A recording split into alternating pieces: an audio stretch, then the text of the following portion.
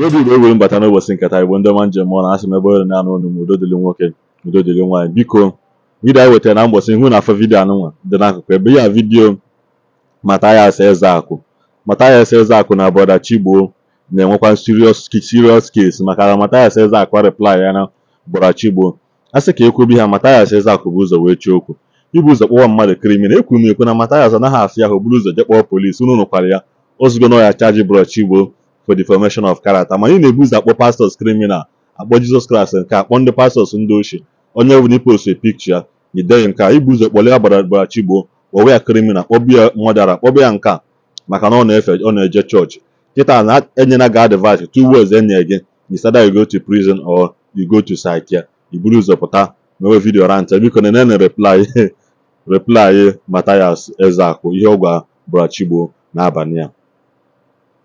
Yeah, bro Paul Chigbo onye isi ndị mkpụrụ mmiri n'ime Christianity. Paul Chigbo onye isi ndị mkpụrụ mmiri n'ime Christianity iku na-ejugo. Iku na ọ maka nke ikpeazụ iku na-ejugo. Na bro Paul Chigbo mebe okwu na nkenke. Isi na mụ ga-eje print a statement of account Igbo Love Themselves Charity Foundation, right? Now na print ya no na ị ga-agba Bible gị ọkụ. Na bro Paul Chigbo, I am going to do what we said.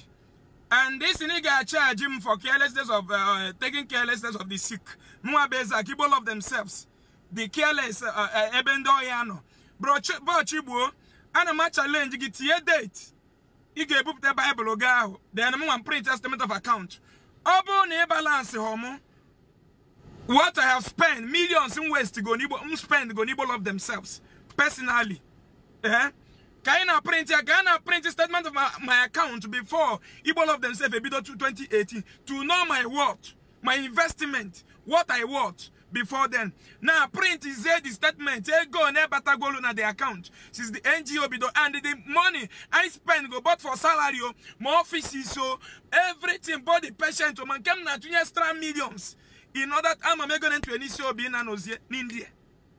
Koba Julia Adibo na ha complain from Kisi Biakwo, Iya Adibo, I'm na Adibo Kowalege, Makobozi, Ulukane, Motua, Umbanko Biananos, Otua Kodwa, Attire Mestra close to 3.something million, seal everything. Muna Munyam, ne Banyam Mili, seal here men India, Koya Liputi, Becha Kesi be an India.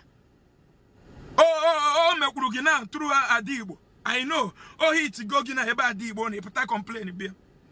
And bro Chigbo, Obon it's your date. Obon it's your date, but I get a print statement of account. And the Bosiga Bible go a mayor as date. Competition, charge for the formation of character. I'm gonna Abam for you. Nge go sigi that Otin Oketa. No one on you, but there is no one on the pass or bandit. Unune woman is him keep silent. Igwam na Jesus in my power. Jesus in a boom madu. Jesus na warrior. Now we never need a charge him. Obona na eating your date and time. I get G print yenya. About Bible go. I gave me as agreement it here date and time. Charge you for the formation of character. In a new why guy in a titane web wegogis. On a book Maganamade Mokomoko. Because on Angeloi. If I'm Gualaganabu, no oga bifi felegi. Nkitibanyu chaga anya obonite o date muna agega pota my account with them I will print statement of account egoni na batagoni Igbo Love Themselves Charity Foundation then a jebupute document file ni ne ife megole gugwone na ugola akwu operation unoni na alugola alu operation ni ne megole back to back till date now a check obo no buru no bu ndi Igbo ya balance mo no now Obu no bru no wabundi Igbo ya a balance mu then charge me to your obnis ni ya charge him. Man obu ni refuse you up the date for us to print the statement of account and again we Bible then I will charge you for character for the formation of character. Ogwamu no achom kono nyu anwu kan kete wu na anya. Kita brozin boy ya be freedom fighter na Igbo we je na cell. Itinyo onye Igbo na fight maka odin mi Igbo n'ime then that organization tiere n'ime will never live to survive. We never. Criminals. For years. People are dying. We don't have hospital. Church have what it takes to help people. Olive oil. If we have a working government, do you think that government of Nigeria will permit you people to be selling olive oil to the sick? Instead of how to Omenala approve iresi onyoya olive oil and water manunu na area. Oh, he gave me many ball of themselves. He gave them my time. And see ball of themselves one more salary every mutunaga umogwa. He may go on them not spend it for charity. Even I'm the one taking care of all of them. All the old staff surgery. Surgery. I pay thousands. Every day. Tinye date. But I printed the statement of account. And he got a Bible. Then he print then I put the file in the whole for the immigrant. Then I check they're gonna spend go out. Then if I am Obune Gondim Madugan Nebruna, so I am one Bezak Jofo, Nebruna, so I am not be feeble of them charity foundation a bidogo, Abrugo me millionaire. Bombu Campo dress. It was his dress. I'm a landlord. I have so many trucks. So what else? Imani okay and estate in Bido remember sir. Estate in Bido remember sir. Some 6 months ago. Come for the ball of themselves, Jagote. Are you kidding me? Abumogwen. Before ball of themselves charity foundation Bido. Am I not living well? I'm driving a car, Toyota Highlander, worth of 2.something million I bought in Cotonou. The youngest guy in Goromoto Nambu Campo. The youngest guy in one tip Nambu Campo is Ezeaku Replies. Go make an inquiry. The youngest guy in Nambu Campo, but more Ezeaku Replies. At my tender age.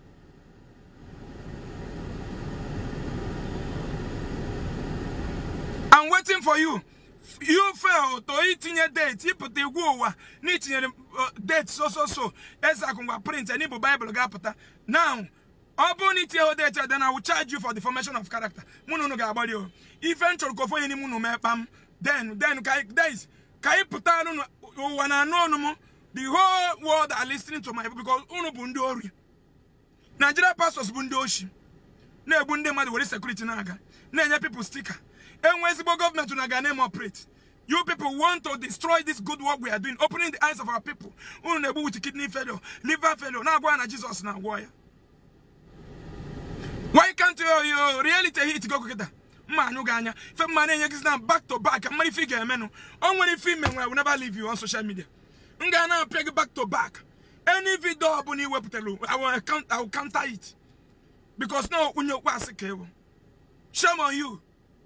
Shame on you. Shame on you. Genwa ye kotero ndo ka ifo no nacho. Ikoteri ya ete unu mon. Unekwete na oneme ndala ndoshi na gwa ndị mmadụ n'ụwa na-emebi na arụ cathedral na arụ churches blindfold people ayenweghị industry na villages anyị na agwa ha na Jesus na-enye ọrụ na-eme crusade ke terrorist karị nke ahụ kedu atrocity karị nke ahụ ibuwe ụmụnne m ọnụ si ya mee fasting ka ọ ya na onye nwere cancer na-eme fasting ha eju n'ọfịs m tiwe mkpu ka unu nyebe aka kedu profit na-enweta the ball of themselves pụta tiwe mkpu si unu nyebe aka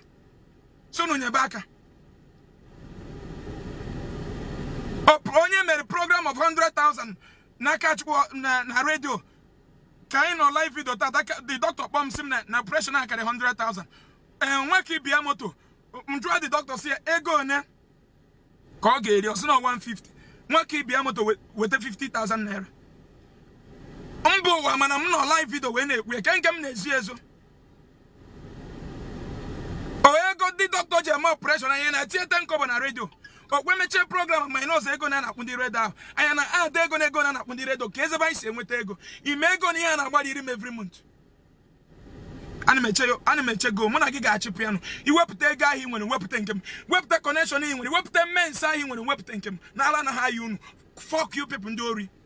Unu na ebusisi nde bae. Be me intimidate. Iwere your criminal activities in Christianity to suppress me. Mwa bi ife. Ife. Na so nde bae ndo. Shame on you. Oga Agago. That time of intimidating Agago. Our land must be free. Go to Canada. Go to France. Go to UK. Go to China. Go to Indonesia. One method be a problem. Which is good government. Through the government, they could be able to be productive. Now there will be a lot of industries where these cars will be produced to employ the youth. But we don't have all those things here. Instead of channeling our energy to the government, you guys start leading us to the mountain to pray for prosperity. I came in a community where I have 52 churches with zero industry. And inside those churches, you guys are conducting crusade in the name of every mountain of poverty destroyed by fire. How do you want poverty to destroy in a community where there is no industry? Unubundoshi, Modras.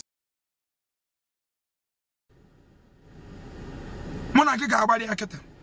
Ọkwa mụ na gị na-abụ ka anyị nene. Maka na channel video biko unu chile na ya aka na akwụkwọ drop one comment unu, share this video above all bụ notification kwụ na enweta notification mgbe ọbụla I post a video for Igbo ndị ọma njem ọnụ ka anyị nwere mgbe ọzọ.